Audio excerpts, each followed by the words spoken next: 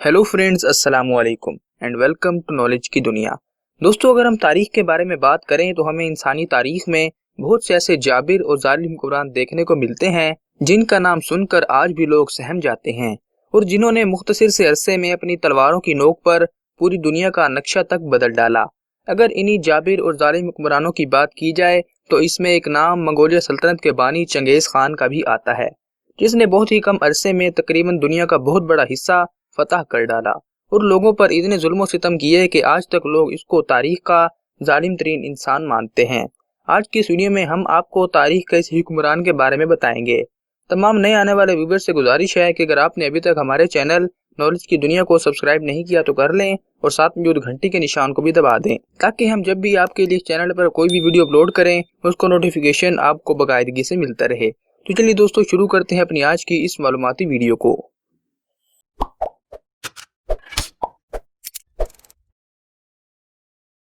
दोस्तों, ये कहानी शुरू होती है दरियाए उन्नान से, जिसके किनारे बहुत से मंगोल कबीले आबाद थे, जिनमें एक छोटा सा कबीला बोरजिगन भी रहता था, जिसके सरदार का नाम था यसुगई। इसके यहाँ एक बेटा पैदा हुआ जिसका नाम उसने तमोजन रखा। तमोजन जब पैदा हुआ तो उसके हाथ में गोश्त का एक लोथड़ा था, जिसको देखते हुए कबीले के बड़ों ने ये पेशन गोई की कि एक दिन आएगा कि ये लड़का एक अजीम फातह बनेगा, और तारीख ने इसको सच भी साबित किया। ये वही बच्चा है जिसको दुनिया आज चंगेज खान के नाम से जानती है। ये बात है 1162 की, जब तमोजन ने जन्म लिया। इस वक्त तमाम मंगोल कबीले बहुत पसमानदा थे और खाना बदोश थे। इसके अलावा ये मंगोल बहुत ही अच्छे शिकारी भी थे। ये घोड़े पर बैठे बैठे तीर से अपने शिकार को ढेर कर दिया करते थे, जिसकी वजह से तमोजन भी बचपन में ही तीरंदाजी और घुड़सवारी में काफी माहिर हो गया। जब वो 13 वर्ष का हुआ तो उसके बाप ने उसकी मंगनी अपने एक दोस्त कबीले ओइंगरात के सरदार की बेटी से कर दी, जिसकी उम्र सिर्फ 10 बरस थी। इस शादी की एक शर्त थी कि तमोजन को 3 साल तक अपने ससुर की खिदमत करना होगी, इसलिए यसुगई ने उसको वहीं छोड़ दिया। जब यसुगई उसको छोड़कर वापस घर आ रहा था तो रास्ते में उसे उसके एक दुश्मन कबीले ने जहर दे दिया, जिसके 3 दिन बाद उसकी अपने कबीले में ही मौत हो गई और उसने सब कुछ अपने कबीले वालों को बता दिया। यसुगई की मौत की खबर सुनते ही तमोजन भी वापस लौट आया। यसुगई की मौत के बाद उसके कबीले ने तमोजन को सरदार तस्लीम नहीं किया और कबीला छोड़कर चले गए। कुछ वफादार बचे जो अब दरिया के किनारे आबाद हो गए थे। ये वक्त तमोजन के लिए बहुत ही मुश्किल वक्त था और इसी मुश्किल वक्त ने तमोजन को सख्त जान बना दिया और साथ में पत्थर दिल भी। तमोजन के 5 बहन भाई थे, जिनमें वो सबसे बड़ा था, जिसकी वजह से वो 9 उम्री में ही अपने खानदान का सरबराह बन गया था। मगर कुछ अरसे बाद उसके कबीले के चंद लोगों को ये ख्याल आया कि तमोजन कहीं सरदारी का मुतालबा न कर ले, जिसकी वजह से उन्होंने उसे कैद कर दिया। वो इसके कैद होने की खुशियां मना रहे थे, मगर तमोजन इसी जश्न के दौरान वहां से भाग निकला। इन सब में ही तमोजन 16 वर्ष का हो चुका था और अब उसे अपनी मंगेतर की याद सताने लगी। एक दिन वो अपने ससुर के घर जा पहुंचा और अपनी मंगेतर बोरते से शादी कर ली और उसे और अपने घर वालों को लेकर पहाड़ों के दामन में रहने लगा। जिस जगह तमोजन रह रहा था उसके साथ ही एक ताकतवर कबीला आबाद था, जिसके सरदार का नाम ओंग खान था, जो कि तमोजन के बाप का गहरा दोस्त था। एक दिन तमोजन उस कबीले में जा पहुंचा। अपने पुराने दोस्त के बेटे से मिलकर वो उसका इत्तेहादी बन गया। मगर कुछ ही दिनों बाद तमोजन की बीवी बोरते को उसके बाप के दुश्मन कबीले ने अगवा कर लिया। जब तमोजन को इसकी खबर हुई तो वो ओंग खान के पास जा पहुंचा और उससे मदद की दरख्वास्त की। इसने तमोजन को 20,000 सिपाही दे दिए, जिनको लेकर उसने उस कबीले पर पुरजोर हमला कर दिया और अपनी बीवी को उनसे बाजियाब करवा लिया। मगर अब यहाँ एक मसला था। 8 माह की कैद के बाद वो उम्मीद से भी हो गई थी और कुछ ही हफ्तों बाद उसने एक बेटे को जन्म दिया। तमोजन ने बोरते की मोहब्बत में इस बच्चे को अपना लिया और उसका नाम जोची खान रखा गया। इसके बाद तमोजन का एक पुराना दोस्त जमोका भी उसके साथ आ मिला और दोनों मिलकर एक बड़ी फौज तैयार करने लगे। दोनों ने कुछ ही अरसे में एक बड़ी फौज तैयार कर ली, मगर मसला ये था कि दोनों ही पूरे मंगोलिया पर कब्जा करना चाहते थे और मंगोलिया में एक कहावत थी कि जैसे 2 सूरज नहीं हो सकते वैसे 2 सरदार भी नहीं हो सकते। इस वजह से दोनों दोस्तों के दरमियान दोस्ती का रिश्ता दुश्मनी में बदल गया और दोनों ने जंग का ऐलान कर दिया। जमोका के पास 30,000 का लश्कर था, मगर तमोजन के पास सिर्फ 13,000 सिपाही थे, जिन्होंने उनका बड़े अच्छे तरीके से मुकाबला किया। मगर फिर भी उनको शिकस्त हुई और तमोजन वहां से भागकर एक गार में जाकर छुप गया और एक कसम खाई कि अब वो खुद को इस तरह तैयार करेगा कि उसे दोबारा कभी शिकस्त का सामना ना करना पड़े। اس نے ایک بار پھر فوج جمع کرنا شروع کی اور چنگیز خان کا لقب اختیار کیا۔ اس کے بعد اس نے اونگ خان کی مدد حاصل کر کے جموکا کو شکست دینے کے لیے بہت بڑا لشکر تشکیل دے دیا اور جموکا سے لڑنے کے لیے میدان میں اترا، مگر جموکا اس کا اتنا بڑا لشکر دیکھ کر وہاں سے بھاگ نکلا اور تموجن کو فتح ہوئی۔ اس کے کچھ ہی عرصے بعد ایک چھوٹی سی غلط فہمی پر اونگ خان نے چنگیز خان سے دوستی توڑ دی اور اس سے دشمنی کی مہنگی غلطی کر بیٹھا۔ اس کے بعد تموجن نے بغیر کچھ سوچے سمجھے اونگ خان کے کیمپ پر حملہ کر دیا اور اونگ خان وہاں سے بچ کر اپنے ایک اور حمایتی قبیلے کی طرف بھاگ نکلا۔ وہاں کے ایک سپاہی نے اسے نہ پہچانا اور چور سمجھ کر قتل کر دیا۔ جب ان کو اس بات کا پتہ چلا کہ انہوں نے غلطی سے اونگ خان کو قتل کر دیا تو وہ بہت دکھی ہوئے اور اس قبیلے کا سردار چنگیز خان سے لڑائی کرنے کے لیے اٹھ کھڑا ہوا اور اس نے چنگیز خان کے پرانے دشمن جموکا کو بھی ساتھ ملا لیا۔ جب چنگیز خان کو اس کا علم ہوا تو اس نے ان دونوں پر حملہ کر دیا اور یہ حملہ اتنا پرزور تھا کہ دونوں سردار پیچھے ہٹ گئے اور پہاڑوں کی طرف بھاگ نکلے، مگر اسی وقت جموکا نے ڈبل گیم کرتے ہوئے چنگیز خان کی طرف دوستی کے پیغام بھجوانا شروع کر دیے اور اپنے 5 بھروسے کے آدمیوں کو لے کر وہاں سے فرار ہو گیا اور چنگیز خان نے اس کے قبیلے کو پوری طرح تباہ کر دیا اور اس کے سردار کو بھی قتل کر دیا، مگر جموکا ابھی بھی مفرور تھا۔ جموکا نے بے شک اس کی خفیہ مدد کی تھی، مگر تموجن اس پر بھروسہ کرنے کے لیے راضی نہیں تھا، وہ اسے ہر قیمت پر اپنے قبضے میں لانا چاہتا تھا۔ چنگیز خان نے جموکا کی گرفتاری پر ایک بڑا انعام مقرر کیا ہوا تھا۔ جموکا 1 سال تک پہاڑوں میں پھرتا رہا اور لوٹ مار کر کے گزر بسر کرتا رہا، لیکن جب اس کے ساتھیوں کو علم ہوا کہ چنگیز خان نے جموکا کی گرفتاری پر انعام مقرر کیا ہے تو وہ لالچ میں آ گئے اور جموکا کو پکڑ کر چنگیز خان کے پاس لے آئے۔ انہیں چنگیز خان سے ایک انعام کی توقع تھی، مگر چنگیز خان نے انہیں سزائے موت کا حکم سنا دیا کیونکہ چنگیز خان کو غداروں سے کافی نفرت تھی۔ اس کے بعد وہ جموکا کی طرف متوجہ ہوا اور اس کی گردن سے ریڑھ کی ہڈی توڑ کر اس کو ہلاک کر دیا۔ جموکا کی وفات کے بعد اب چنگیز خان ہی سب سے بڑا سردار رہ گیا تھا اور منگولیا کے تمام قبائل نے بھی چنگیز خان کو سب سے بڑا خان تسلیم کر لیا۔ اب اس کا اگلا قدم چین تھا۔ چنگیز خان کے زمانے میں چین پر جن خاندانوں کی حکومت تھی، ان میں چین خاندان کی سلطنت سب سے بڑی اور طاقتور تھی۔ اس نے ان کو منتشر کیا اور مئی 1211 میں چنگیز خان نے چین سلطنت پر چڑھائی کر دی، مگر اس کو شکست کا سامنا کرنا پڑا کیونکہ وہ کھلے میدان میں لڑائی کا تو عادی تھا مگر قلعوں میں لڑائی کرنے کے بارے میں کچھ نہیں جانتا تھا، اور اسی دوران سردی بھی شروع ہو گئی تو وہ ایک تجربہ لے کر وہاں سے چلا گیا۔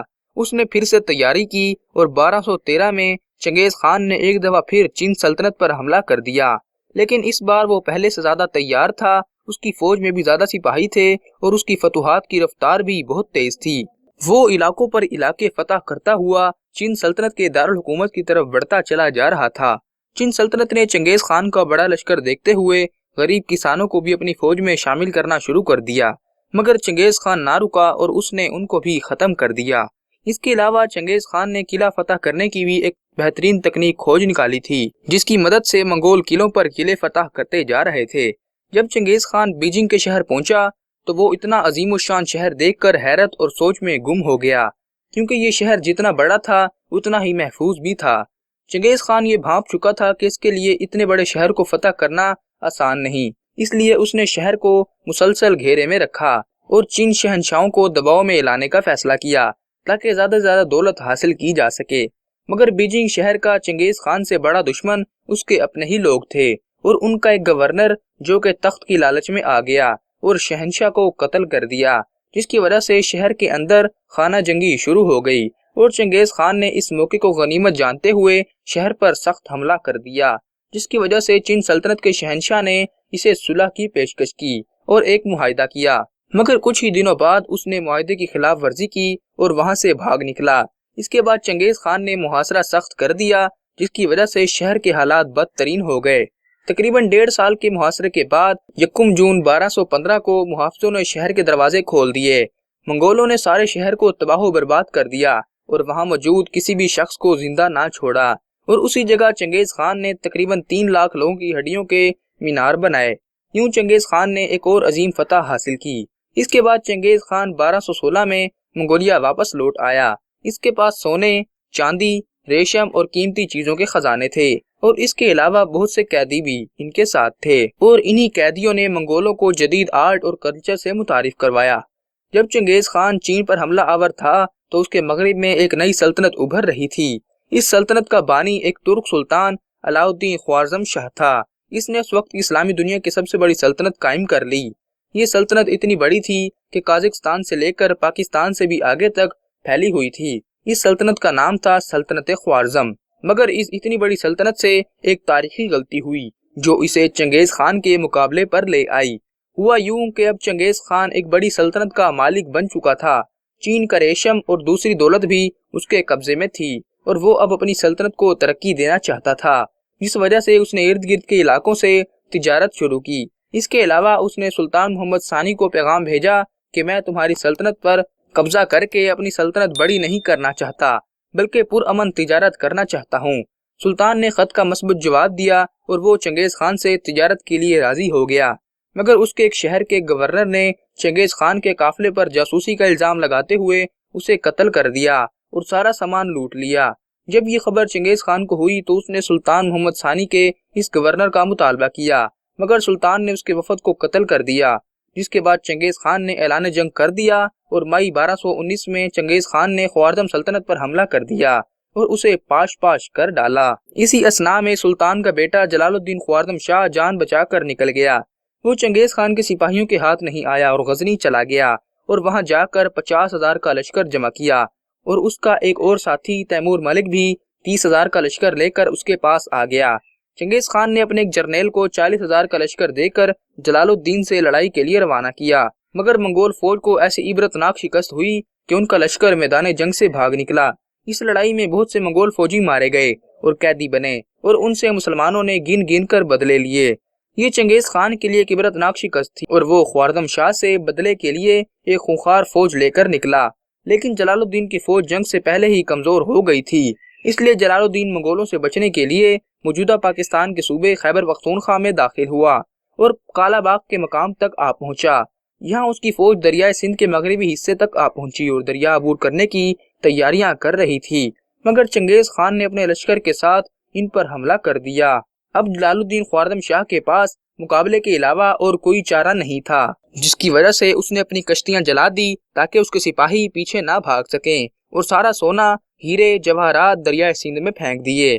دونوں فوجوں میں بھیانک جنگ ہوئی اور جلال الدین کے سپاہی ایک ایک کر کے مرتے گئے۔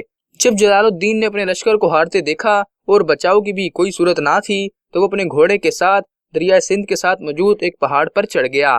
پھر اس نے 60 فٹ کی بلندی سے دریائے سندھ میں چھلانگ لگا دی اور ڈوبتے تیرتے اپنے گھوڑے سمیت دریا عبور کر لیا اور دہلی پہنچ گیا اور دہلی کے سلطان التمش کے پاس جا پہنچا اور اس سے مدد کی اپیل کی۔ التمش کو منگولوں کا اتنا خوف تھا کہ اس نے مدد سے انکار کر دیا۔ چنگیز خان نے خود تو دریائے سندھ عبور نہیں کیا مگر اپنی فوج جلال الدین کے تعاقب میں بھیج دی۔ منگولوں نے پنجاب سے سندھ تک لوگوں کا قتل عام کیا۔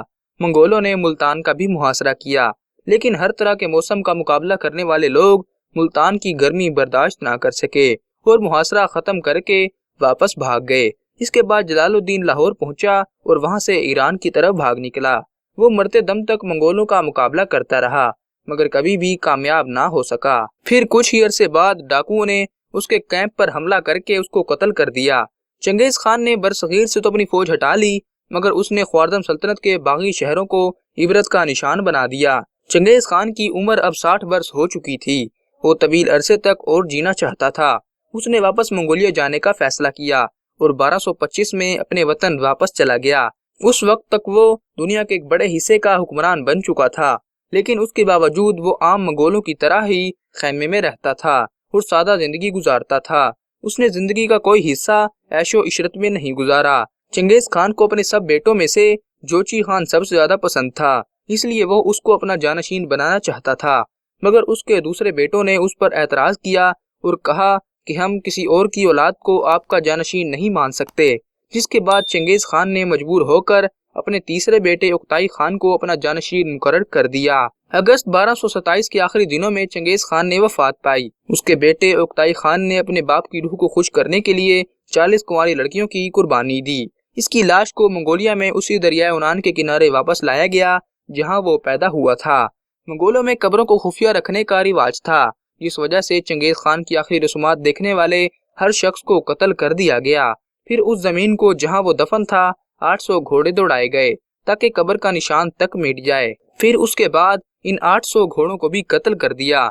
उसके बाद उन्हें कत्ल करने वालों को भी कत्ल कर दिया गया, हत्ता कि कब्र के इर्द गिर्द जानवरों को भी मार डाला गया और दरिया का रुख मोड़कर उसे कब्र के ऊपर से गुजार दिया गया। यही वजह है कि माहिरीन की इतनी कोशिश के बाद भी उन्हें चंगेज खान की कब्र का सुराग ना मिल सका और आज तक चंगेज खान की कब्र एक मुअम्मा बनी हुई है। तो दोस्तों, ये थी हमारी एक छोटी सी मालूमाती वीडियो चंगेज खान के बारे में। ये वीडियो आपको कैसे लगी हमें कमेंट बॉक्स में जरूर बताएं। अगर अच्छी लगी हो तो लाइक करके अपनी पसंद का इजहार करें। इस तरह के और तारीखी हुक्मरानों के बारे में जानने के लिए नॉलेज की दुनिया को सब्सक्राइब करें और साथ मौजूद घंटी के निशान को भी दबा दें ताकि आपको इन वीडियोस का नोटिफिकेशन बर वक्त मिल सके। और इसके अलावा हमने सल्तनत उस्मानिया के तमाम सुल्तानों की ज़िंदगी पर एक सीरीज शुरू की है। अगर आपको उसमें दिलचस्पी है तो इन वीडियोस को लाजमी देखें। आज की वीडियो यहीं तक, आपसे मिलते हैं इस तरह की एक और नई वीडियो में। तब तक के लिए अल्लाह हाफिज।